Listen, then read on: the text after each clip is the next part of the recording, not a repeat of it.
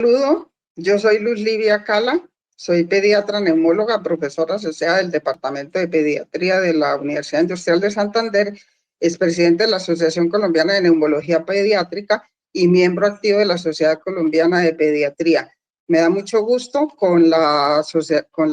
Colombiana de Pediatría que me haya tenido en cuenta para participar con algunos conceptos y algunas inquietudes, expresárselas a ustedes sobre el tema de croup infeccioso y de bronquiolitis.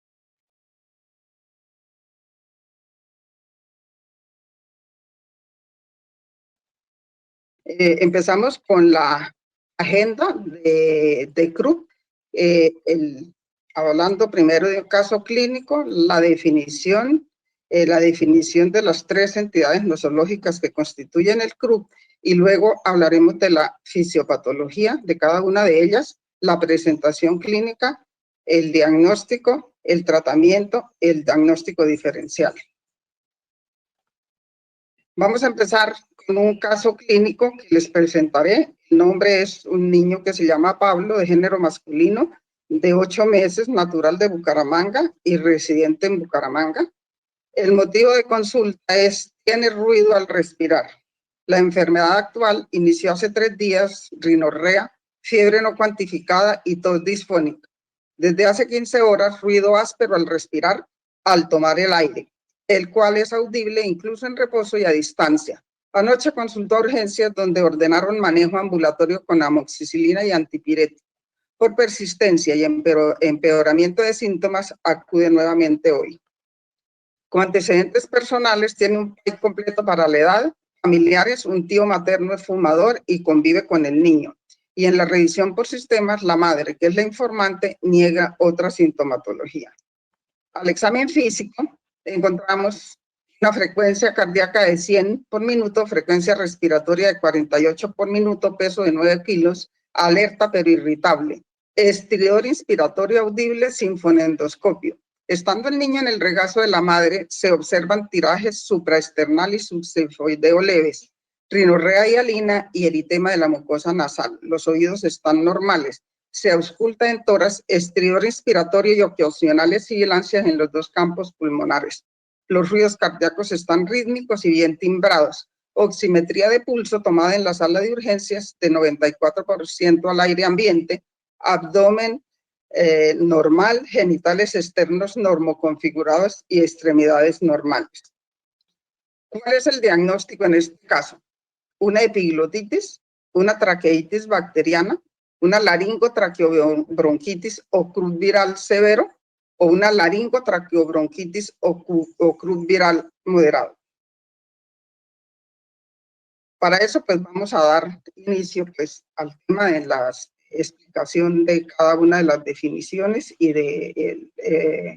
las medidas para reconocimiento clínico y diagnóstico. El croup es un término que el tiempo y la práctica han confinado a la inflamación de carácter casi siempre infeccioso de las estructuras paraglóticas en sus porciones supraglótica, que es la epiglotitis o supraglotitis, glótica y subglótica, que es la laringitis, laringotraqueobronquitis o la traqueoitis bacteriana.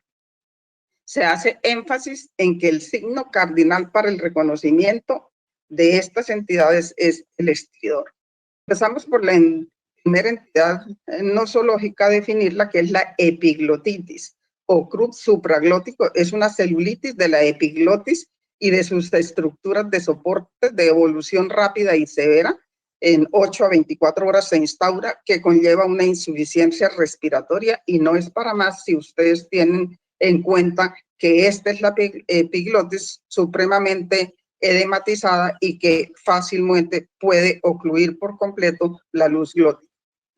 La laringotraqueitis o laringotraqueobronquitis, de acuerdo hasta donde llegue el compromiso, a diferencia, es una inflamación aguda infecciosa que compromete el área subglótica, con extensión la mayoría de veces del proceso a la tráquea y a los bronquios, pero suele asimilarse como laringitis porque los síntomas cardinales están dados por la estrechez que existe a nivel del primer cartílago traqueal. Y ustedes ven aquí indemne completamente la epiglotis a diferencia del caso anterior. La traqueitis bacteriana, por el contrario, es un estado intermedio de severidad y presentación clínica entre la epiglotitis y la laringotraqueitis y se caracteriza precisamente por una presencia de pus y membranas purulentas en la tráquea y los bronquios. Así que para reconocerla generalmente es una laringotraqueitis que no evoluciona adecuadamente y empieza a aparecer el aspecto toxinfeccioso. La etiología en este caso, como su nombre lo dice, pues es bacteriana y el Staphylococcus aureus, el Streptococcus pyogenes y el Pneumoniae. Y además el Haemophilus influenza son los gérmenes más frecuentemente involucrados. A diferencia, la epiglotitis, aunque también es de origen bacteriano, fundamentalmente el agente más frecuentemente involucrado es el Haemophilus influenza tipo B, pero cada vez que las coberturas de vacunación para esta Haemophilus influenza tipo B han mejorado, pues tenemos formando parte de la etiología el Haemophilus influenza, las cepas no tipificables, el Streptococcus beta hemolítico del grupo B, el Staphylococcus aureus y el Streptococcus pneumoniae. A diferencia, la laringotraqueitis, su etiología es fundamentalmente viral y el virus para influenza en su orden 1, 3 y 2 son los principalmente involucrados. Y recientemente tenemos que tener en cuenta los coronavirus desde que hubo la pandemia del SARS-CoV-2 y sobre todo la cepa de Omicron, pues hubo una gran proporción de casos con este virus. Los rinovirus son muy importantes, probablemente esto nos cambie con el tiempo, pero siguen siendo el parainfluenza, los rinovirus, los virus influenza A y B, el sincicial respiratorio, los ecovirus, Coxsackie y otros enterovirus, los que forman parte fundamental de la etiología de esta condición.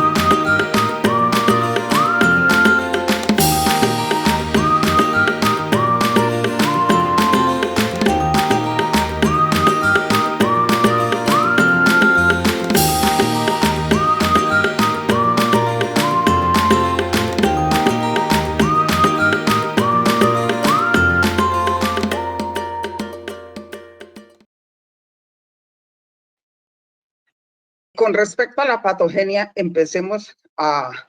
comentar algo sobre esta en la epiglotitis. La epiglotitis, pues, es una invasión bacteriana por gérmenes de los habitantes usuales de nasofaringe y lo que sucede es una franca celulitis de la epiglotis que puede generar una obstrucción total del aire de acuerdo a qué tanto sea su compromiso y ocluir por completa la laringe y su instauración, lo característico es que del proceso es muy rápida en menos de 24 horas.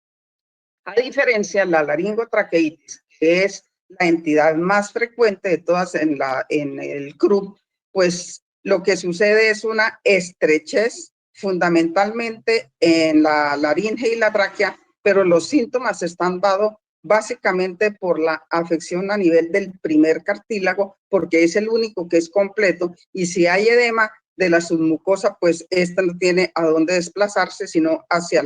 el lumen de la subglotis o de la tráquea, y todos ustedes se acuerdan por geometría que la superficie de un círculo, que es igual a pi por radio al cuadrado, si ustedes hacen el ejemplo o el ejercicio de disminuir en 1 milímetro no más ese radio, pues esta área se disminuye en más del 50% y es la responsable de que hayan pues los signos clásicos de que haya retracción subsifoidea o supraesternal, fundamentalmente cada vez que se haga más intenso el cuadro clínico o la obstrucción. También influyen en los síntomas que aparecen en la laringotraqueitis el hecho de que los niños tienen una epiglotis más vertical que los adultos, la alta incidencia de infecciones virales en estos niños de esta edad, menor soporte cartilaginoso que existe también en los niños, que hace más fácil colapsable la subglotis y la tráquea la tráquea extratorácica en la inspiración.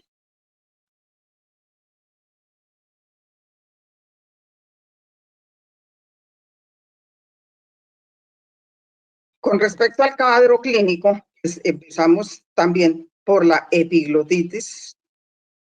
Característicamente es de niños entre los 3 y 7 años de edad. Hay un desplazamiento cada vez más hacia la adolescencia, por lo que les mencionaba de la mejor cobertura contra Haemophilus influenza tipo B, y entonces los demás gérmenes empiezan a formar parte importante de esta afección. Se caracteriza por un estado toxinfeccioso de rápida evolución entre 8 y 24 horas, una odinofagia marcada, fiebre y aspecto tóxico por su etiología bacteriana. Más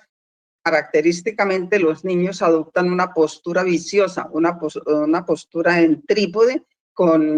soportando las manos en una superficie e hiperextendiendo el cuello con el ánimo de permeabilizar la vía aérea. Por el dolor intenso también hay babeo, incapacidad de hablar o de deglutir por la misma razón y protrusión de la lengua hacia adelante.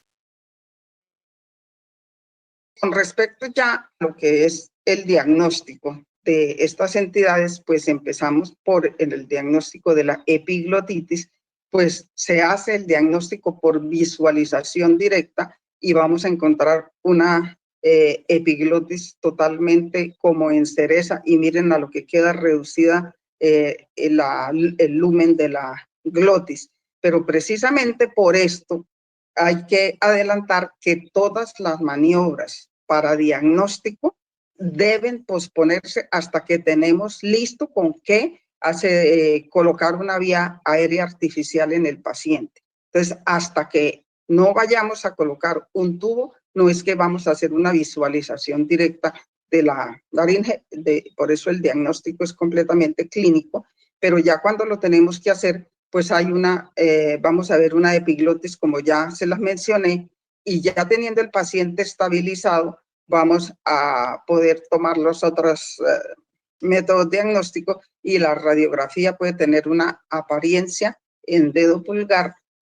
y el hemograma con leucocitosis, una proteína C reactiva aumentada y procalcitonina, si lo podemos hacer, y un hemocultivo positivo. Pero como les insisto, todas estas medidas son después de que ya hemos ofrecido una vía aérea artificial, que por cierto, en este caso de epiglotitis, debe hacerse lo más temprano posible para que haya menos dificultad en realizar la intubación. No es para menos porque, por ejemplo, aquí los reflejos vagales están exacerbados, y en este caso esta niña, al acostarse, la obstrucción de la laringe se hizo total y la niña perdió el conocimiento cuando se llevaba a una radiografía de tórax. Es por eso lo que estamos diciendo, que todas las maniobras diagnósticas deben diferirse hasta que se asegure una vía aérea permeable artificial. Después de tenerla, esta vía aérea, podemos ver que los gases arteriales van a mostrar hipoxemia, hipocapnia inicial por la hiperventilación propia del paciente que tiene dificultad respiratoria, y posteriormente una hipercapnia, porque aquí se trata de una franca hipoventilación donde solo la epiglotis es la comprometida y la difusión del paciente está normal. Entonces, lo que sí se puede hacer es, desde la llegada a urgencias, una oximetría de pulso, que es un método diagnóstico no invasivo, y sí nos está hablando del grado de severidad cuando aparezca la hipoxemia. Con respecto a la laringotraqueitis, que por cierto es la más frecuente de estas entidades nosológicas que se presenta y lo que debemos tener más en cuenta, el cuadro clínico. Aquí son niños entre 3 meses y 3 años y con cierta frecuencia, algunos hasta los 6 años, tienen mayor incidencia de presentación en el sexo masculino entre 1 a 1,5 de cada caso. Se caracteriza por un cuadro catarral previo de más o menos 3 días de evolución con inicio de disfonía posperruna y estridor. Puede ser inicialmente inspiratorio, pero puede ser expiratorio y de paso el hecho de que nos aparezca expiratorio ya nos está hablando del mayor grado de obstrucción que tiene el paciente. A veces puede haber roncos y ocasionales sibilancias porque dijimos que puede haber compromiso incluso de los bronquioles respiratorios y podemos encontrar algunas sibilancias. Hay fiebre, pero la fiebre no es tan alta como en la epiglotitis y distintos grados de dificultad respiratoria que han hecho que se pueda catalogar el CRUB en estados diferentes, 1 o leve, que por cierto, esta clasificación lo que pretende es tener implícita una acción que nosotros ya sabemos que habrá que hacer y que lo vamos a ir diciendo a través de la charla. Entonces, el estado 1 leve es aquel en que hay estridor inspiratorio solo con el llanto o con el esfuerzo, pero hay disfonía y llanto bitonal. Puede haber leves retracciones costales y taquicardia leve. Entonces, ¿ya qué quiere decir? Les digo que lleva implícito una acción. Yo ya sé que este paciente con estas características lo puedo tener observando ambulatoriamente con las medidas terapéuticas, por supuesto, lo más rápido que se le puedan ofrecer. Estado 2 o moderado es aquel paciente que tiene estridor inspiratorio en reposo, puede ser inicialmente si el grado de obstrucción no es tan severo, pero sí ya hay en reposo. Eso quiere decir que el paciente ya tiene un riesgo importante de insuficiencia respiratoria. Si aumenta la obstrucción, pues el estridor puede ser bifásico, como les decía, y haber ya signos moderados de dificultad respiratoria, palidez y ansiedad ligeramente que nos están traduciendo pues la hipoxemia del paciente. Hablamos de un estado grave cuando hay dificultad respiratoria severa con utilización de los músculos accesorios, pero hay cianosis y cambios severos del sensorio como letargia o depresión que no están traduciendo más que la hipoxemia e hipercapnia que el paciente está teniendo. Existen escalas ya validadas para la evaluación de la severidad de la laringotraqueitis. Esta es la más utilizada y evidentemente validada, que es la escala de Wesley, en la cual clasifica a la laringotraqueitis como leve si tiene menos de 3 puntos, moderada si tiene entre 3 y 7 puntos y grave más de 7 puntos de estos parámetros que están aquí plasmados en la diapositiva, donde tiene que ver el estridor inspiratorio, el tiraje, la ventilación o entrada de aire a los pulmones, la cianosis y el nivel de conciencia. Sin embargo, en forma rápida y más sencillo, es que yo diga y corresponde y es equivalente. Yo digo, este paciente tiene estridor solo cuando hace esfuerzo, ese caso es leve. Si este paciente tiene estridor ya en reposo, ese caso ya es catalogado como moderado y pues aún más empeora la severidad si es bifásico. Y por supuesto, si ya tiene alteraciones en el sensorio y estridor bifásico, pues ese paciente es catalogado como un CRUB viral grave o laringotraqueitis grave. Insistimos en que el diagnóstico es fundamentalmente clínico y en él deben basarse las medidas terapéuticas iniciales. Ya después de que tenemos estabilizado al paciente, sí podemos hablar de que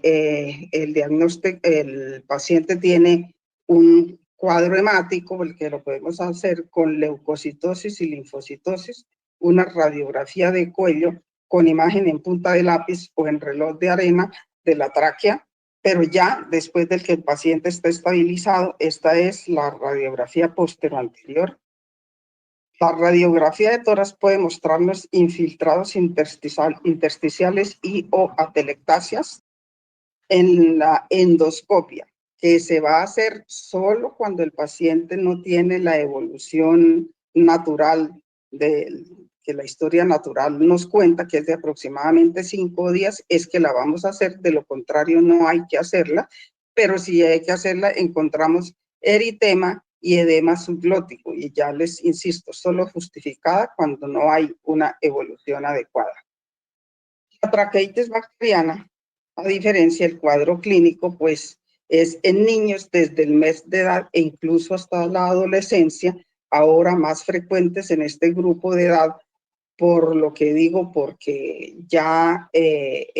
encontramos bacterias invadiendo a estos pacientes a nivel de la tráquea, y el curso es semejante al de la laringotraqueitis, pero progresivo y con semblante tóxico y empeoramiento cada vez más del paciente, que es lo que nos hace hacer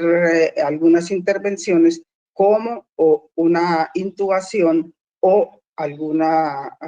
broncoscopia, laringobroncoscopia. De todas maneras, es menos agresivo que la epiglotitis y se puede presentar con fiebre alta y persistente.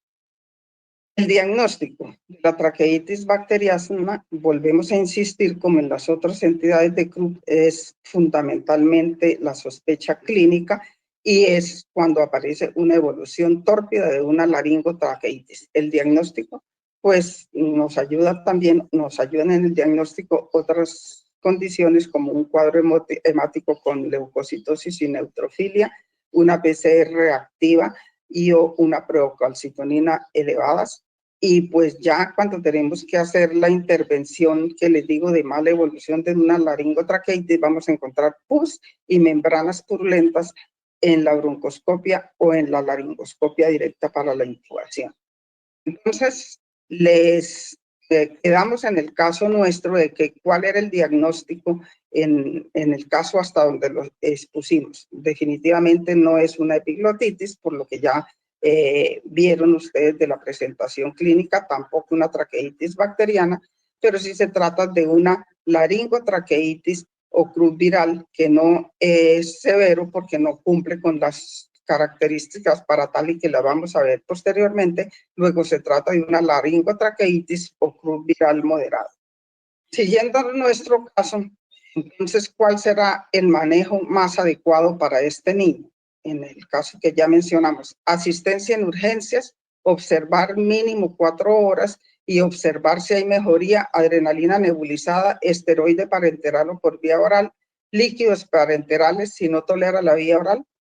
asistencia en sala de urgencias por 1 hora y luego manejo ambulatorio con dexametasona intramuscular. Manejo ambulatorio con una dosis de dexametasona intramuscular únicamente, o manejo en unidad de cuidado intensivo con oxígeno, una dosis de adrenalina nebulizada, dexametasona parenteral y considerar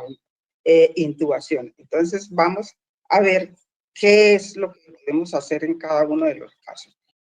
Para el tratamiento del crudo infeccioso, pues hay unos objetivos generales que son mantener el intercambio gaseoso adecuado, evitar la obstrucción severa, que nos lo está diciendo el trabajo respiratorio que esté presentando el paciente, proporcionar un contorno tranquilo al niño, y en muchos casos se necesita ofrecer vía aérea permeable artificial, que es preferible que nos pasemos en ofrecer la vía aérea artificial a que nos demoremos en realizarla, y lo debe hacer el equipo de salud más entrenado en el cuidado respiratorio en la entidad donde nos encontramos ejerciendo.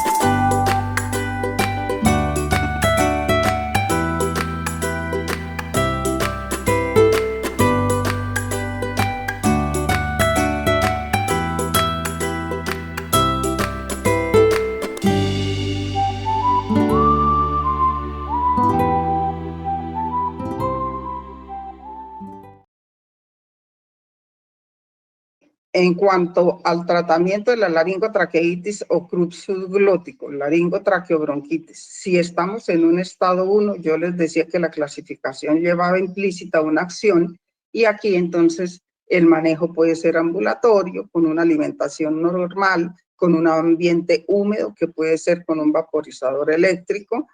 instrucción a los padres sobre los signos de alarma para que detecten que el paciente puede estar empeorando y controlarlo a las 24 horas, pero siempre lo que ha cambiado es siempre hay que colocar rápidamente esteroides para nosotros evitar que este paciente vaya evolucionando y teniendo un empeoramiento progresivo. Si colocamos los esteroides y tenemos en cuenta que estos demoran en actuar los sistémicos por lo menos 4 horas, pues es una razón plenamente justificada para que los utilicemos sanamente, así el paciente no esté tan comprometido. En el estado 2, pues vamos a interrogar primero, ¿tiene estridor inspiratorio en reposo? Siempre cuando hay estridor inspiratorio en reposo, quiere decir que el paciente tiene un compromiso obstructivo ya importante y que amerita una observación mínimo en la sala de urgencias con vasoconstrictor inhalado, además del esteroide que ya les he mencionado, que siempre debe colocarse lo más rápido posible. Entonces, ¿qué puede pasar? Que el paciente con estas medidas mejore y entonces esperamos darle salida a las entre 4 u 8 horas posteriormente, si ha mejorado. ¿Por qué? Porque tenemos que esperar la respuesta al vasoconstrictor,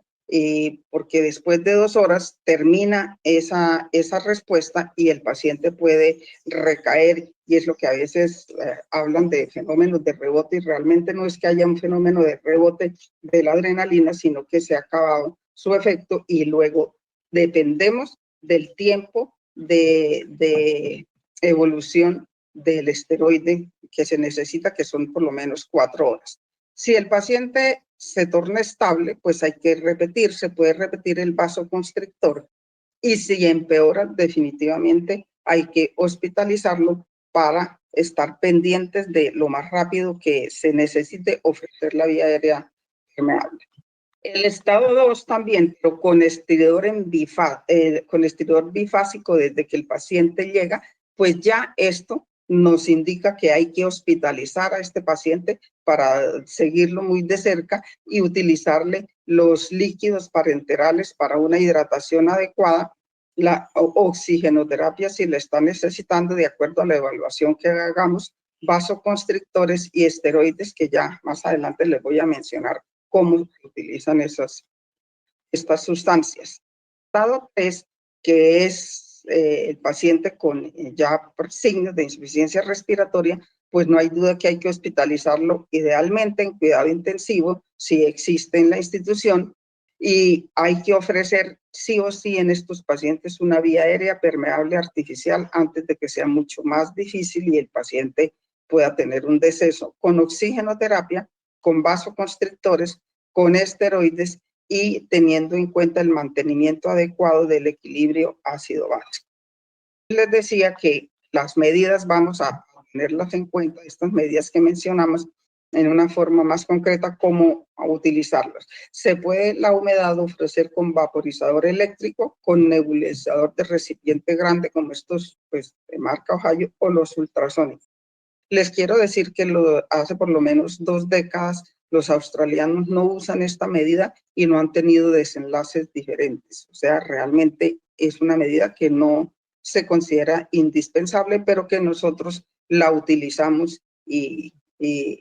pues con efectos adecuados. El oxígeno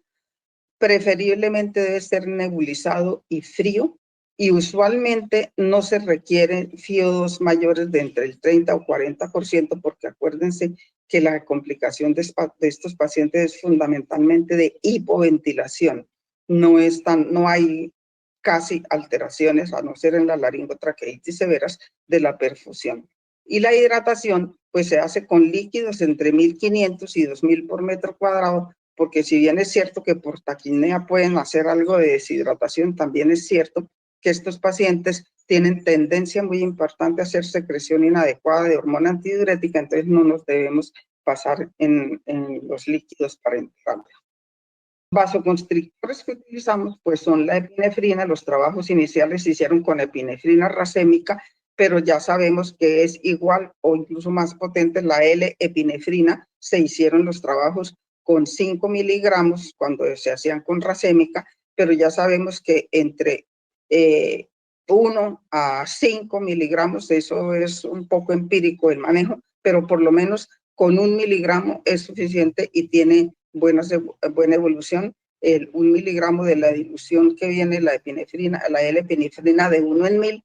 se coloca con 3 centímetros más de solución salina y se hace la nebulización. Se puede repetir cada media hora, máximo por 3 veces en el momento inicial.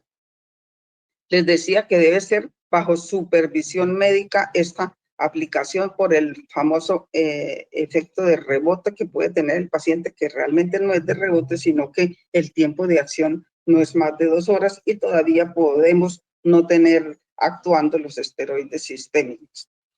Los esteroides, pues el más utilizado y que sí debe ser una medida inmediata que el paciente llega es la dexametasona, la más utilizada, entre dosis entre 0.3 y 0.6 miligramos por kilo y por día, pero también se puede utilizar budesonida nebulizada, un total de 2 miligramos. Las réspilas, ustedes saben que tienen 500 microgramos por cada mililitro y las réspilas vienen de 2 mililitros. Esto puede también ser una medida en que uno utilice la budesonida si el paciente llega en mal estado, budesonida inmediatamente, mientras le damos chance a que la dexametasona sistémica empiece a actuar, porque esta budesonida nebulizada tiene un pico de efecto a la media hora, luego nos va a ayudar a sacar al paciente de la dificultad respiratoria. Y con respecto a la vía aérea artificial, pues hay que hacerlo y tener en cuenta, tomar esta medida si hay agitación marcada, hay letargia o hay dificultad respiratoria severa con utilización de los músculos accesorios. Debemos esperar que el paciente esté en esta condición de sed de aire tan marcada para ofrecérsela y, como les decía, es preferible que nos adelantemos en utilizar la vía aérea artificial, que rápidamente se le va a poder quitar. Debe hacerse con un tubo de menor calibre al indicado para ciudad y usualmente puede retirarse entre las 48 y 72 horas después de la utilización. Entonces, la pregunta que nos hacían de nuestro paciente la respondemos aquí y ya tenemos los elementos para saber que esta era la mejor medida con nuestro paciente. Asistencia en urgencias, observar mínimo 4 horas y observar si hay mejoría. Adrenalina nebulizada, esteroide parenteral o por vía oral, líquidos parenterales si no tolera la vía oral, porque se trataba de un CRUP moderado que tenía estridor en reposo inspiratorio únicamente. Si no respondió en 4 horas al manejo anterior este paciente, ¿qué otra opción u opciones terapéuticas debe considerar? Dar de alta 2 horas después, dar instrucciones a los padres sobre signos de alarma para su consulta, u hospitalizar, repetir la dosis de adrenalina, repetir la dosis de esteroide a las 12 horas, considerar necesidad de oxígeno y necesidad de intubación. U hospitalizar en unidad de cuidado intensivo con oxígeno por máscara, repetir la adrenalina, repetir el esteroide y considerar intubación. Observar en sala de urgencias con antihistamínico, epinefrina nebulizada, esteroide sistémico o oxígeno en máscara. Pues la opción ideal es la segunda, porque estamos hablando de un CRUP moderado que no empeoró, pero tampoco mejoró. Si hubiera empeorado, pues claro que era un paciente para llevar a cuidado intensivo y ofrecer la vía aérea artificial. No fue así. Y aquí les quiero enfatizar un poquito en que no se deben utilizar antihistamínicos en un paciente con un CRUP viral, porque resecan secreciones, luego no es una medida adecuada para este paciente. ¿Qué medidas terapéuticas hubiera tomado si el caso anterior hubiera sido hubiera sugerido más una epiglotitis o una traqueitis bacteriana. Obviamente hablamos que en la epiglotitis lo más importante es ofrecer una vía aérea permeable artificial con un tubo en T, siempre hospitalizado el paciente y con soporte de líquidos y electrolitos, y una vez ya se ha ofrecido el tubo en T y el paciente está estabilizado, sí vamos a tomar el resto de medidas diagnósticas y terapéuticas que se quieran, y no es para menos por lo que les he mostrado, que mire lo que queda confinado el lumen de la epiglotis, y que lo que tenemos que hacer urgente es ofrecerle la vía aérea, que casi siempre con colocar un tubo en esta forma se mejora, y ya en 24 a 48 horas incluso se pueden extubar estos pacientes. Y si hubiera sido una, una epiglotitis, los antibióticos de primera línea para utilizar sería una cefalosporina de segunda generación que cubre ampliamente los gérmenes que vimos que la comprometen, o una cefalosporina de tercera generación, o ampicilina sulbactam. Este último esquema es solo por mostrarles que existió, y pues eventualmente, si no existen, la forma de dar las tres condiciones anteriores, por supuesto, a las dosis usuales que todos ustedes conocen. Si hubiera sido una traqueitis bacteriana, pues hay que intubar al paciente, porque acuérdense que la reconocemos es cuando estamos intubando a este paciente durante todo el periodo supurativo, y dar antibióticos muy parecidos a los que estamos utilizando en el paciente que tiene una epiglotitis.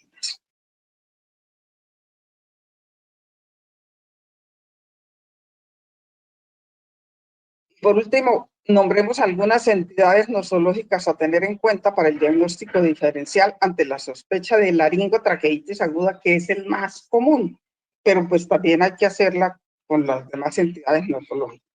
La primera es el CRUB recurrente, y recordar siempre que donde un CRUB recurrente agudo no se sale de tres cosas básicas, que son un equivalente asmático, o sea, un paciente que está haciendo curso para ser asmático, o sea, un CRUB espasmódico, o una estenosis subglótica leve que ante infecciones leves pues va a tener ese comportamiento del CRUB, o un reflujo gastroesofágico severo. Como el CRUB espasmódico es el más frecuente, este CRUB recurrente, pues hablamos de él diciendo que es un CRUB que se caracteriza por estridor y tos metálica, pero difiere del viral en que se instaura más rápidamente, usualmente no se asocia a fiebre, y ocurre principalmente en la noche, generalmente en la mañana ya han desaparecido los síntomas. La mamá lleva el niño a urgencias en la noche muy asustada, y hasta la regañan en urgencias, porque cuando llega ya de verdad no tiene las condiciones tan aparatosas que la mamá le ha visto y la han angustiado. Y no hay una naturaleza que no es clara, que parece que es alérgica, porque se han encontrado inmunoglobulina E específico contra el virus para influenza, no el efecto directo del virus. Y por eso es que les digo que un CRUB recurrente en una gran mayoría de casos es un equivalente asmático. Uno lo tiene que estudiar como tal.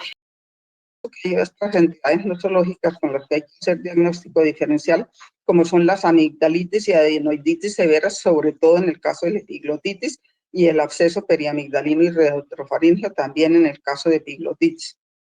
En el caso de laringotraqueitis, pues los cuerpos extraños en laringe, cuando no tenemos el episodio inicial tan evidente, el angioedema, pero pues aquí sí tenemos edema en otros sitios como articulaciones o la cara, que hacen el diagnóstico diferencial, la estenosis subglótica y el reflujo gastroesofágico, como ya les mencionaba.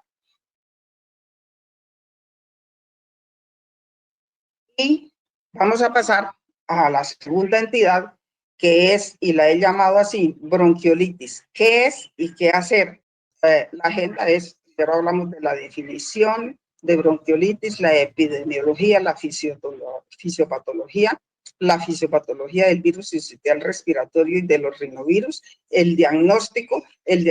enfatizando un poquito ahora en que ya percibimos que hay perfiles diferentes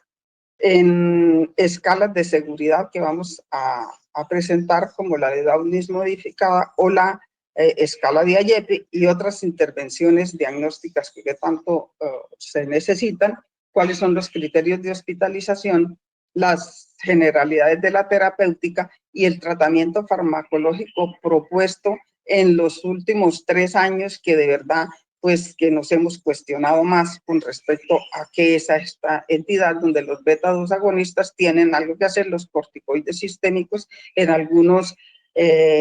grupos de pacientes, y como la adrenalina nebulizada y la solución salina hipertónica, que fueron tan de moda, no realmente están tan justificadas, sino en pacientes excepcionales, la asistencia ventilatoria y el surfactante, que sí han dado buen efecto, se han mostrado en aquellos pacientes con insuficiencia respiratoria por bronquiolitis. Medidas de prevención generales de la inmunidad pasiva con anticuerpos monoclonales, las vacunas en estudio, muchas de ellas ya en fase 3, las secuelas a largo plazo y las conclusiones.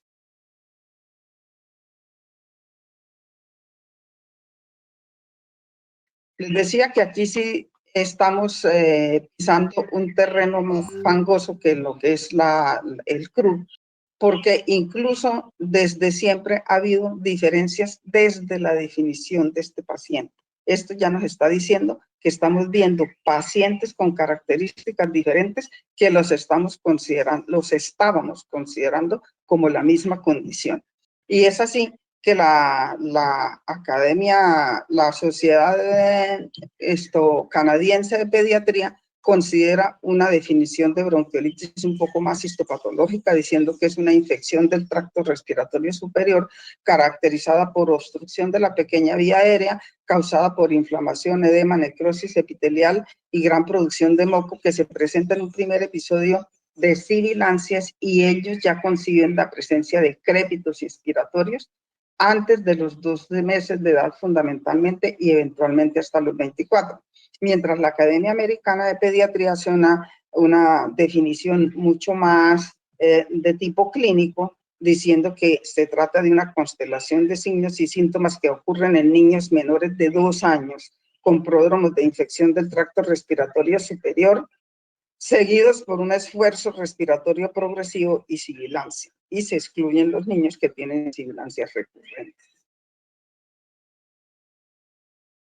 Con respecto a la etiología, ya habíamos dicho que el virus sincicial respiratorio es el principal responsable, y sobre todo el responsable del 50 y hasta 80% de las hospitalizaciones por este virus. El rinovirus es el que le sigue en frecuencia, y sobre todo en los mayores de 1 año. Hay otros virus como los metaneumovirus, bocavirus, parainfluenza virus, adenovirus, coronavirus. Ahorita con el SARS-CoV-2 hemos tenido casos de bronquiolitis por SARS-CoV-2 y el virus de la influenza.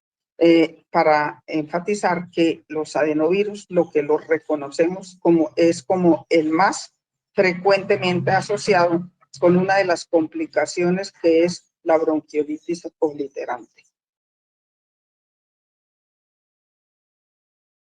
Aquí está plasmada de otra manera, pues esta es la respuesta general de los pacientes que son invadidos por un virus, y específicamente también por el virus sincicial respiratorio, con una respuesta fundamentalmente TH1 con liberación de interferón y demás,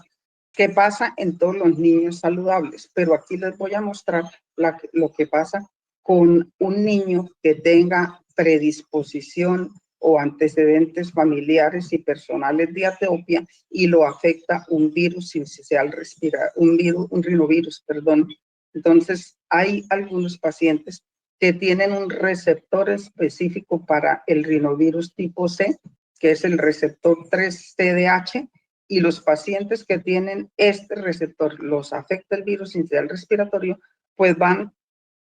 a generar una respuesta inflamatoria mucho más mediada por interleucinas, que estimulan las células dendríticas y los eosinófilos para que produzcan mucho más interleucinas tipo 4, tipo 5 y tipo 6 por estímulo de los linfocitos TH2, que son los que ustedes recuerdan que están involucrados mucho más en la respuesta alérgica. Y aquí ya estamos entendiendo por qué este fenotipo pues es el que va a responder adecuadamente a los beta 2 y a las esteroides, y va a hacer, van a tener sibilancias recurrentes y se van a cortar posteriormente como asmáticos.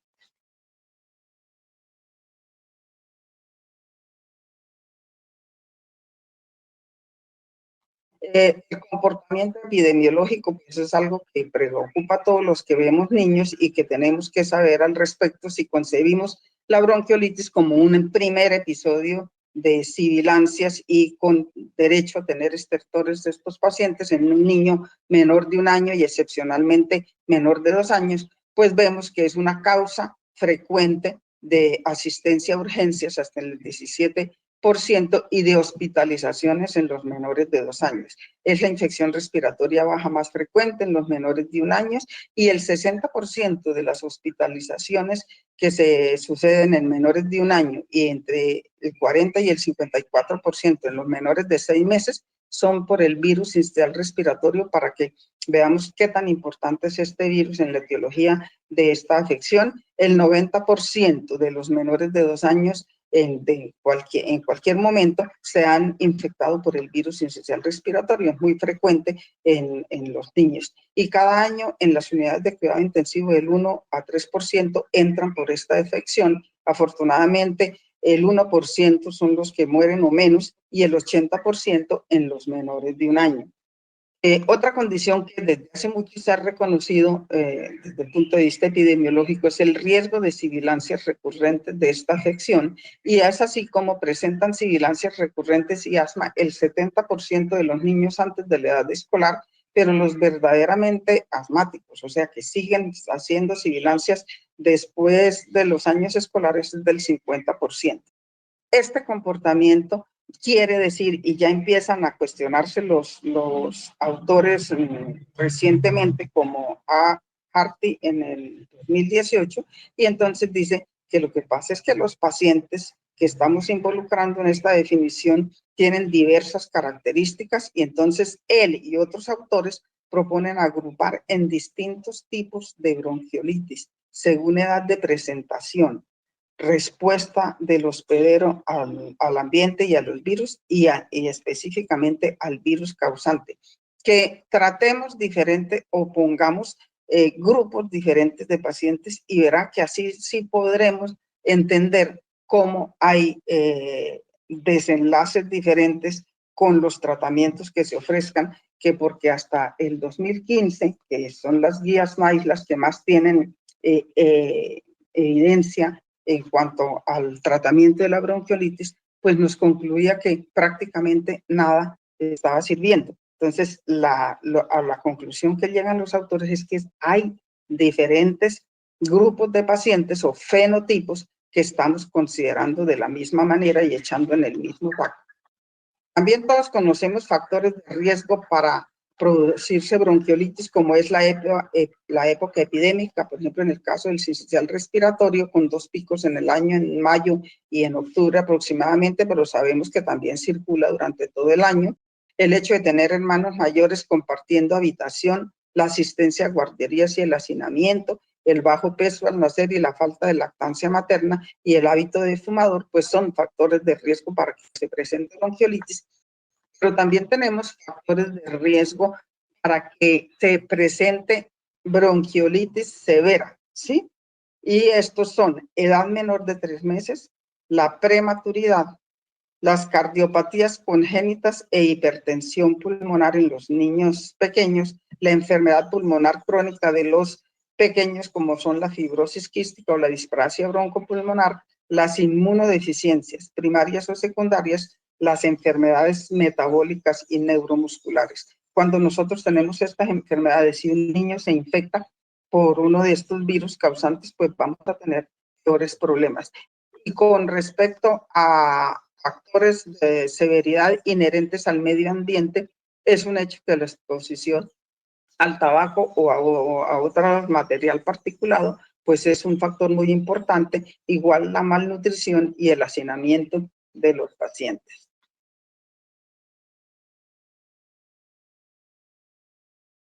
En general, cualquiera de estos virus que percibimos que la fisiopatología, cómo se presenta y la respuesta que haría cualquier paciente es esta: llega el virus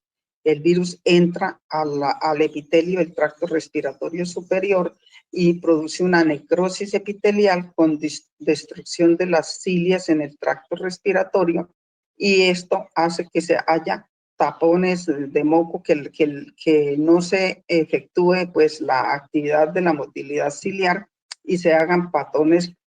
de moco, se produzca denudación de todas estas células epiteliales y haya una respuesta inflamatoria mediada fundamentalmente por neutrófilos y linfocitos, eso es decir, una respuesta fundamentalmente TH1 con producción de algunas sustancias importantes como interferón 1 y 3 y edema de la mucosa, tapones de moco. Entonces vamos a ver que estos tapones de moco va a hacer que se alternen zonas de hiperaireación con zonas de atelectasia en estos pacientes, responsables en gran parte del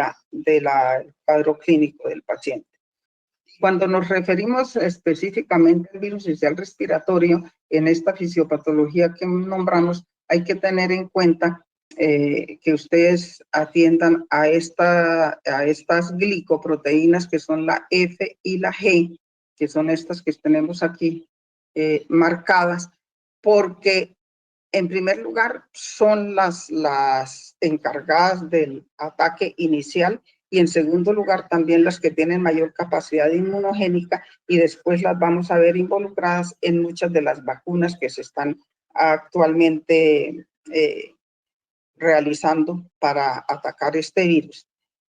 Con esta, lo que vamos a ver es que hay una hiperrespuesta proliferativa linfocitaria, como ya dijimos, y de células dendríticas que producen citoquinas, factor de crecimiento e interferón 1 y 3, que pues es la respuesta innata de toda persona que tenga un proceso inflamatorio inicial ante ataques de los virus. Pero también con el virus sincicial respiratorio se ha visto que hay una reacción de hipersensibilidad tipo 1 que se desarrolla, es decir, con IgE específica contra el virus sincicial respiratorio, una reacción alérgica. También hay reacción de hipersensibilidad tipo 3, mediada por complejos inmunos, IgM, IgG, y tipo 4, mediada por células linfocitarias. Recordarles que el virus sincicial respiratorio tiene un subtipo A y un subtipo B, los cuales tienen a su vez 11 genotipos, el A, y 23 el B, y para llamar un poquito la atención en que ya se ha podido documentar una asociación de algunos de estos genotipos con las características clínicas de los pacientes, y es así como el NA1 es del subtipo A, y con el numeral 1 estimula, se sabe y se ha documentado que estimula la producción de interleucina 17, que evade la respuesta inducida por el interferón, como les decía, propia e innata de todas las personas que hacemos una respuesta inflamatoria. Entonces, por eso, esto ya nos quiere decir que eso hace que haya una afección o una enfermedad mucho más grave en los que son afectados por este virus, y además tiene la particularidad que infecta a los niños más pequeños. Y ya estamos aquí viendo la razón epidemiológica que comentábamos, que el virus sincicial respiratorio da casos mucho más severos y en niños más pequeños. El BA, que es del virus A, está relacionado con eosinofilia e historia familiar de asma. Entonces, en estos pacientes pueden invadirse más por este subtipo A con este receptor, y vamos a tener también la posibilidad de hacer sibilancias recurrentes porque exacerba, digamos así, la condición genética de tendencia a ser alérgico.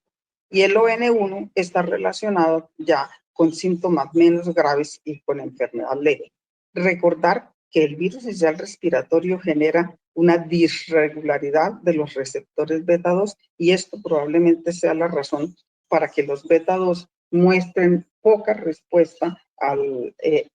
perdón, los beta 2, mostremos que hay poca respuesta en el tratamiento de la bronquiolitis de los niños más pequeños que son afectados por el virus sincicial respiratorio.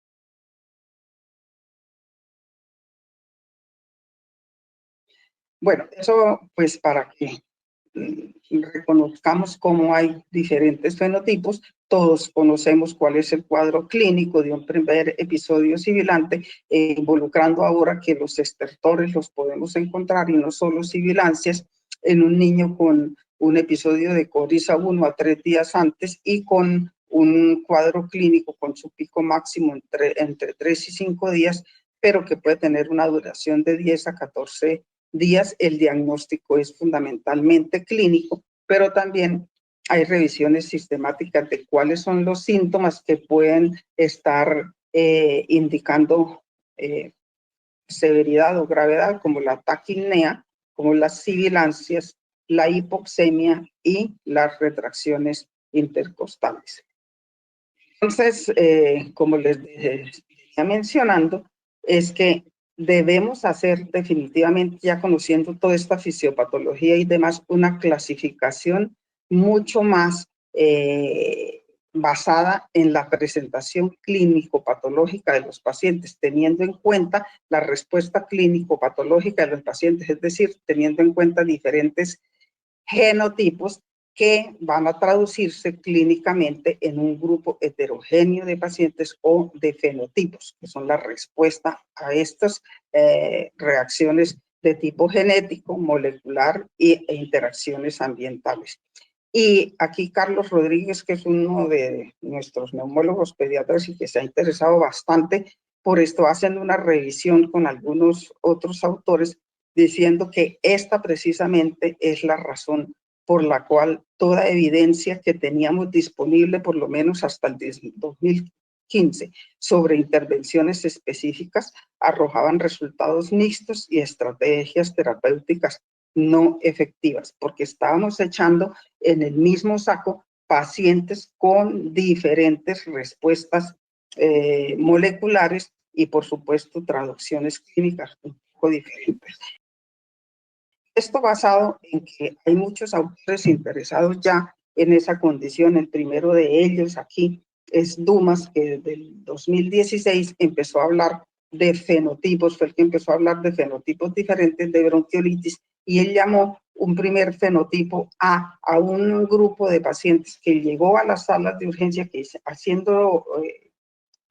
evaluaciones retrospectivas de estos pacientes, llegaron a urgencias con historia de sibilancias, con antecedente de eczema y eventualmente de algunos antecedentes anteriores de sibilancias, pero que en el momento que llegó, eso era lo que los caracterizaba, que llegaron a urgencias, eso era lo que los caracterizaba, las sibilancias, y cuando se le pudo hacer el diagnóstico etiológico, se dieron cuenta que eran fundamentalmente infectados por rinovirus. Aquí estamos teniendo la respuesta a la fisiopatología que les estaba mencionando. Hubo un segundo grupo que él pudo pues seleccionar, hablando de que eran aquellos pacientes que también llegaron a urgencias con sibilancias, sin historia de sibilancias anteriores, a diferencia del anterior, ni antecedentes personales ni familiares de atopia, y eran fundamentalmente invadidos por el virus sincicial respiratorio. Llamó otro grupo, que él denominó fenotipo C o perfil C, eran niños mucho más enfermos que los del tipo B, pero que comparten algunas características, con larga estancia hospitalaria, retracciones severas, etiología combinada, es decir, que además del virus sincicial respiratorio, otros como los adenovirus podrían estar involucrados. Y un tipo D, que él denominó aquellos que tenían muy pocas sibilancias y corta estancia hospitalaria y realmente tenían fundamentalmente síntomas superiores. Entonces, lo que dicen los autores es que definitivamente estamos como enfrente de una sombrilla, en que cada uno de estos segmentos de la sombrilla pues lo constituye uno de estos fenotipos. y por eso las intervenciones que hagamos y los métodos diagnósticos tienen que ser individualizados para cada uno de estos grupos si queremos tener realmente respuestas específicas en los manejos, es decir, deben ser individualizados. Dumas, a su vez, pues interesado en este tipo de pacientes y sus colaboradores realizan un análisis adicional usando prospectivamente biomarcadores inflamatorios y de alergia, analizando el microbioma nasofaríngeo y el desarrollo de sibilancias recurrentes por 3 años. Y vuelve a hablar que para bronquiolitis severa, vuelve a hablar del fenotipo A, que encontró con alto reencuentro de eosinófilos, altos niveles de catelcidina y proporciones dominantes de Haemophilus influenza o Moraxella catarrales como microbioma nasofaríngeo. Estos tenían mayor riesgo de sibilancias recurrentes que el tipo B, obviamente. Y el tipo B, para severa, pues sigue hablando de sibilancias cuando llegaron a urgencias sin historia de sibilancias ni eczema, y encontraron en ellos un microbioma nasofaríngeo dominado por Streptococcus pneumoniae y infección por virus sincicial respiratorio, y estos del tipo C, parecidos a los del tipo B, pero mucho más enfermos, mucho más comprometidos cuando llegaron a urgencias, con larga estancia hospitalaria, mayor ingreso a unidades de cuidado intensivo, retracciones severas y etiología combinada, con predominio del sincicial respiratorio, pero riesgos de sibilancias menos frecuentes que A, aunque sí tenían sibilancias recurrentes. Y otros autores como Hart pues, empieza a hablar de por lo menos 3 fenotipos parecidos. Este del sincicial respiratorio con características parecidas a los que Dumas habla de su grupo B, de los que están invadidos por rinovirus con respuesta muy parecida a la del asma y con una respuesta fisiopatológica tipo TH2 para sus compromisos, y donde él empieza a ver por sus estudios que son pacientes que tienen respuesta a esteroides y respuesta a los beta-2 adrenérgicos. Y un tercer grupo, que son aquellos que tienen fundamentalmente síntomas superiores y que son producidos por los bocavirus, metaneumovirus y otros virus, pero que tienen cuadros muy leves. El último que habla, y me parece a mí que pues como que resume los demás fenotipos, y el que más se le queda a uno en la cabeza fácil es Arroyo, que dice que habla del fenotipo sibilante, que es aquel que Dumas cataloga como perfil A, con mayor riesgo de sibilancias recurrentes, elevación de interleucinas y, por supuesto, componentes muy parecidos al asma.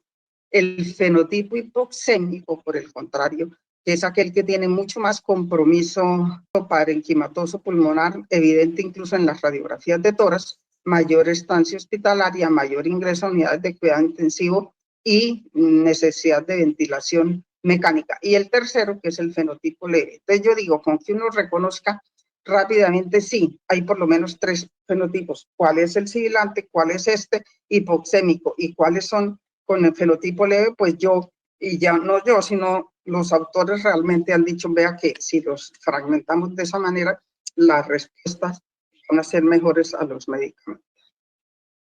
Entonces, para la severidad de la bronquiolitis, pues hay algunas escalas validadas, y aquí tenemos esta que es la de Wood-Downing modificada, donde cataloga como leve si tenemos un puntaje de 0 a 3,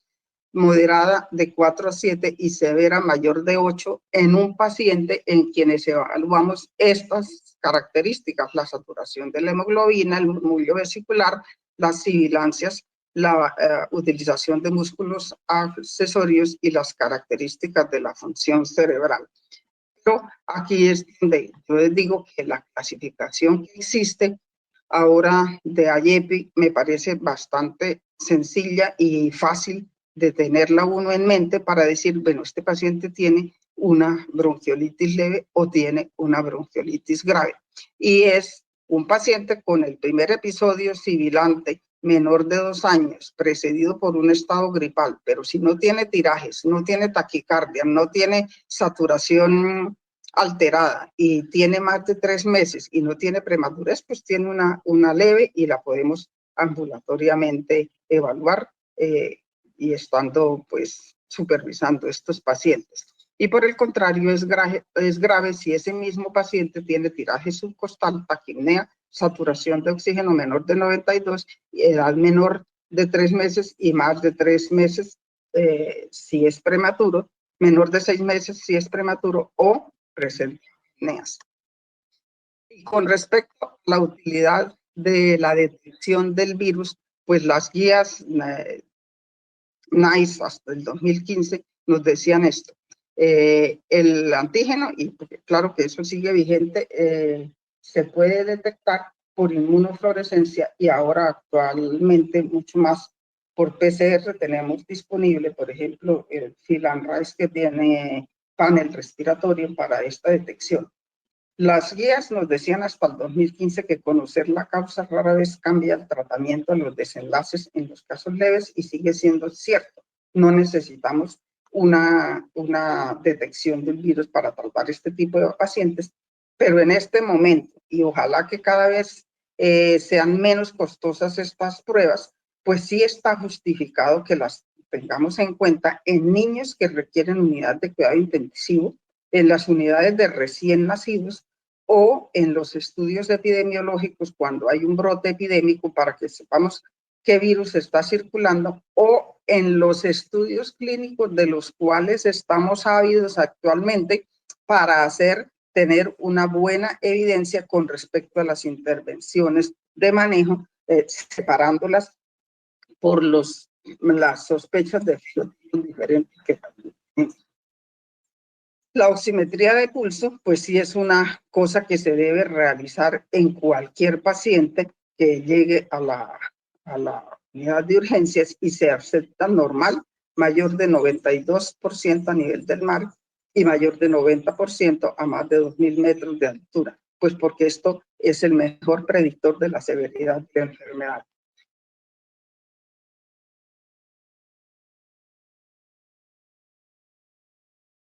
Estos son los criterios de hospitalización que, si ustedes se dan cuenta, son los mismos criterios que catalogan a una bronquiolitis como bronquiolitis grave o severa. Y aquí en la guía de neumología pediátrica, pues dice que paciente menor de 2 meses, mientras AYEPI habla de menor de 3 meses. Creo que vale la pena que tengamos en cuenta los menores de 3 meses. Y por supuesto, todos los niños que tienen condiciones que impliquen alto riesgo de enfermedad severa.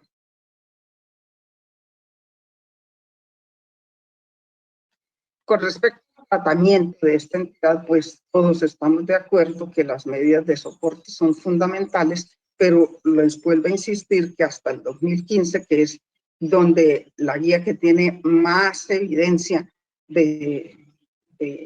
manejo de la bronquiolitis, lo que nos decía era que ningún tratamiento farmacológico ha mostrado cambios significativos en el curso natural de la enfermedad y que algunos podían prevenir complicaciones y o mejorar el confort del paciente transitoriamente.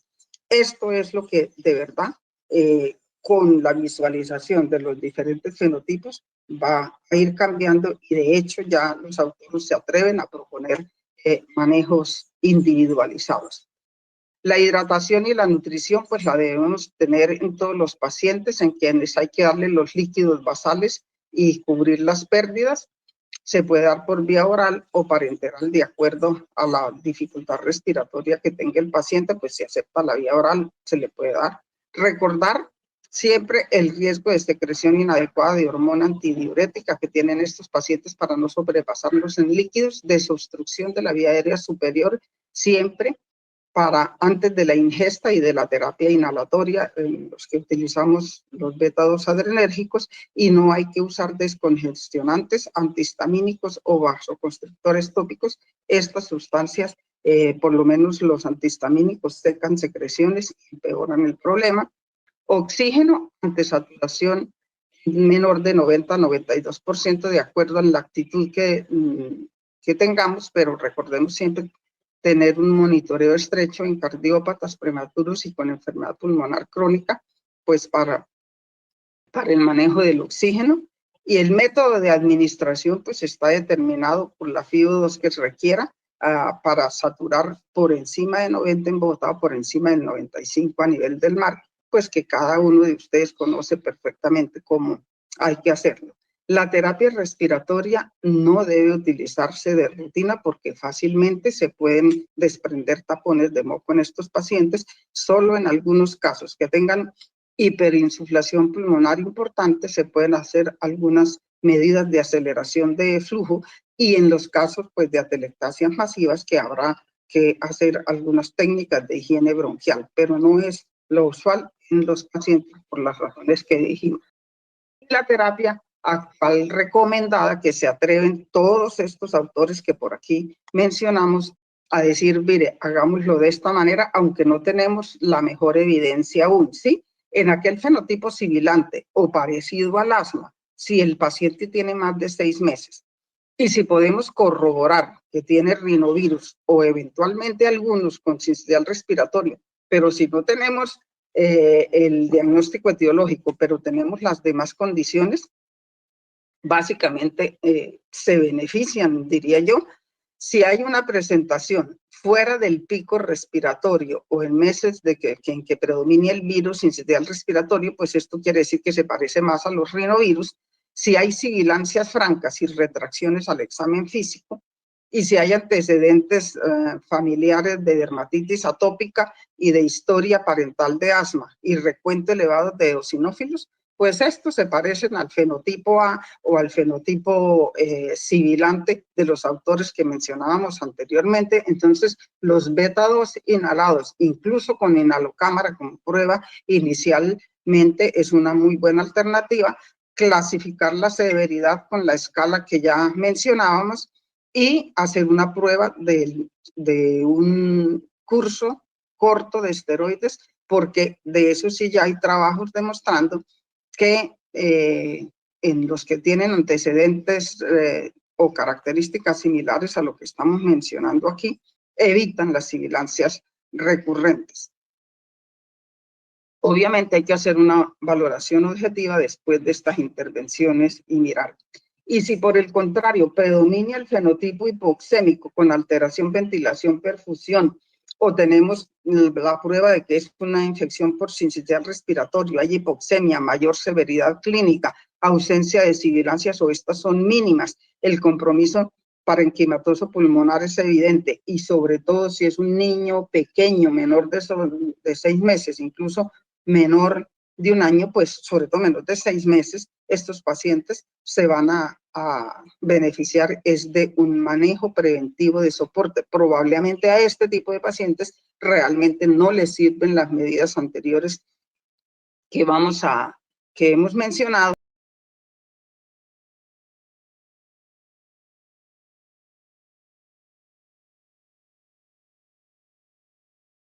Donde la asistencia ventilatoria sí ha mostrado una buena evidencia de la utilidad, por ejemplo, del CPAP y de la ventilación mecánica en pacientes que tienen un compromiso severo por bronquiolitis e igualmente pasa con el surfactante. Y en el fenotipo leve, que es una vía aérea superior lo que predominan los síntomas, hay menor severidad clínica y corta estancia hospitalaria, pues, o que lo estamos manejando ambulatoriamente, pues esos pacientes seguramente no requieren sino las medidas generales, pero si cumplen algunos parámetros de historia de asma o parental o historia de marcha atópica, pues también se debe hacer la prueba terapéutica con estos medicamentos que mencionábamos para el grupo 1. Les decía que no está recomendado de rutina la adrenalina nebulizada, ni la solución salina hipertónica, ni el uso de los antibióticos. ¿Por qué? Porque la adrenalina nebulizada, pues el que se va a beneficiar es el mismo grupo que se beneficia de los esteroides, de los beta-2 adrenérgicos, y obviamente con menos efectos secundarios. Y los de solución salina hipertónica, francamente, hay que recordar que nosotros usamos solución salina hipertónica como reto para la hiperreactividad bronquial, para evidenciar hiperreactividad bronquial. Y más de una vez me ha tocado ver, o me tocó ver en urgencias, evaluar pacientes con bronquiolitis que cuando se tenían como medida de las guías la utilización de solución salina hipertónica, si no se ponía con broncodilatador y de pronto estábamos eventualmente ante un fenotipo sibilante, pues esos pacientes empeoran. Entonces, probablemente los únicos que se beneficiarían son aquellos niños muy pequeños, menores de 6 meses, en que uno tiene, por ejemplo, la historia de que ese paciente, la madre fue fumadora, y pues seguramente es un paciente que corresponde a lo que nosotros en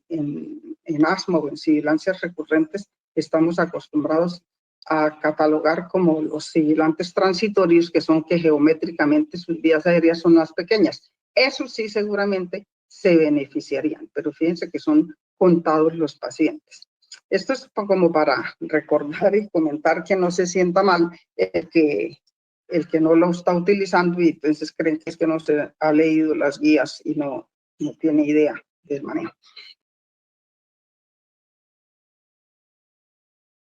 Con respecto a la prevención, pues hay varias medidas. Aquí, mire, lo primero que nos decían, uso de guías de manejo, en este momento sería lo ideal para cometer menos errores, pero en este momento no tenemos buena evidencia para las cosas y sí estamos ávidos de tener nueva evidencia de acuerdo a esta nueva clasificación. Lo que sí hay que tener en cuenta es que se pueden tener inmunidad activa y pasiva con los anticuerpos monoclonales y activa con las distintas vacunas que se están realizando. Evitar la exposición a cigarrillo y las medidas generales de lavado de manos, aislamiento, educación y restricción de contacto, que son muy importantes. Con respecto a las medidas pasivas de inmunidad pasiva, pues el palivizumab, todos ustedes lo conocen, que ya lleva en el mercado varios tiempos, un anticuerpo monoclonal humano contra la glicoproteína F del virus incisional respiratorio, que sí ha probado que reduce la admisión a unidades de cuidado intensivo en niños de alto riesgo, pero no reduce la necesidad de ventilación mecánica ni de estancia en las UCIs cuando ya han llegado a las UCIs estos pacientes. Sí reducen en más del 50% la hospitalización de los niños que son de alto riesgo. Y los niños de alto riesgo los tienen muy bien catalogados la Academia Americana de Pediatría, y también ustedes saben que en el país existen ya normas para la utilización del palivizumab, que el inconveniente que tiene es que la vida media es corta y tienen que utilizarse entre 3 y 6 dosis. Aquí pues están documentado que se pueden poner hasta 5 dosis en los pacientes de riesgo, pero realmente casi nunca se le pueden colocar más de 3 por disponibilidad. Los anticuerpos monoclonales de vida media prolongada, que ya los trabajos están en fase 3 y se han probado por lo menos en los Estados Unidos, pues son una muy buena alternativa, y el nirsevimab, y ya hay otro que no recuerdo su nombre exacto ahorita, ya completó ensayo clínico fase 3 y mostró una protección mucho más larga de 150 días, es decir, 5 meses, que idealmente se puede utilizar tempranamente en la vida de estos pacientes. Lo que hicieron fue que se realizaron modificaciones de la fracción FC del anticuerpo neutralizante del palivizumab, y pues, ¿cuál es el reto? Determinar cuál es el momento óptimo de aplicación para minimizar la ventana de protección en estos pacientes. Pues siendo así que ya tiene vida media larga, pues lo ideal en nuestro medio sería que lo podamos colocar lo más cercano al nacimiento, y eventualmente, pues eso toca con las entidades de salud y las autoridades al respecto, probablemente un refuerzo después de cuando va a ser el brote epidémico. La ventaja de esta sustancia es que es intranasal. Y con respecto a las vacunas, pues hay estos 4 grupos de vacunas. Los más adelantados son las de las subunidades F y G, que se coloca es a las madres para que en el tercer trimestre, para que pasen unidad pasiva a los niños que tienen muy mala inmunidad propia en los primeros 3 meses. Las de los virus vivos atenuados, pero que en este momento se ven buena efectividad en los niños mayores de 3 meses, y estos expresadas en vectores, pues ahora tenemos más experiencia en eso con las del SARS-CoV-2, es lo mismo como la de AstraZeneca, y estas con partículas recombinantes, pero estas están menos avanzadas que estas dos, y eso es más o menos como esto, colocarle aquí a la mamá en el tercer trimestre, y como aquí hay una ventana en los primeros 3 meses inmunológica y estos niños tienen muy pobre respuesta, pues entonces por eso es que se coloca en los niños. Hasta ahora la mejor prueba se están en los niños mayores de 6 meses con las vacunas de virus atenuados. Entonces, ¿qué es lo que a uno se le ocurre? Bueno, pues que aquí en este momento se podría colocar los anticuerpos monoclonales de acción prolongada, y creo que así es como se va a llegar a hacer las cosas.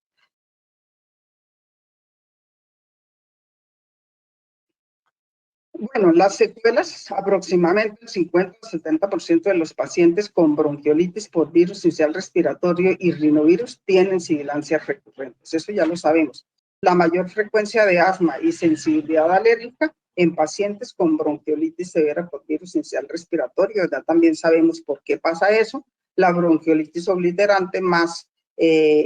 relacionada con adenovirus, y la hipoxemia persistente, hay que tenerla en cuenta, por hipertensión pulmonar persistente, que incluso muchos de los casos de hipertensión pulmonar persistente, aparentemente idiopática, pasaba porque no nos dábamos cuenta que habían salido niños con bronquiolitis con esta condición y generaban hipertensión pulmonar. Entonces, como conclusión, lo que podemos decir ahora de esta afección es que es frecuente en la infancia el virus sincicial respiratorio, el agente etiológico principal y el que se asocia con casos más severos. El manejo primario incluye medidas de soporte general y ventilatorio, y en algunos niños graves ventilación mecánica. En estadísticas recientes, el fenotipo A o fenotipo sibilante para otros autores es el de mayor riesgo de desarrollar asma. Podrían administrarse broncodilatador en algunos casos, fenotipo sibilante o fenotipo A, y con hiperreactividad bronquial, por ejemplo, algunos con virus sincicial respiratorio que pueden tener, están asociados con respuesta de hipersensibilidad tipo 1. Igual, este grupo se beneficia, el mismo grupo, con esteroides de ciclo corto. Los anticuerpos monoclonales, deben considerarse como inmunoprofilaxis pasiva contra el virus sincicial respiratorio, y los de acción prolongada parecen prometedores por lo que hemos mencionado, y la tendencia es individualizar manejos. Existen fenotipos diferentes y endotipos, es decir, reacciones histopatológicas, bioquímicas y con factores de herencia que requieren medicina de precisión, es decir, que tratemos específicamente los fenotipos resultantes de estos endotipos. Y muchos autores han dicho desde hace algunos años acá que la bronquiolitis está en el espectro de las sibilancias recurrentes del lactante, y así las debemos enfocar como si fuera un primer episodio de sibilancias recurrentes de los cuales tenemos que hacer seguimiento progresivo. Bueno, muchas gracias, pero realmente les pensaba que si no hablábamos algunas cosas de fisiopatología en estos pacientes y en esta afección que de verdad es un tanto incierta, no es una enfermedad, es un síndrome, pues no llegábamos como a conclusiones concretas.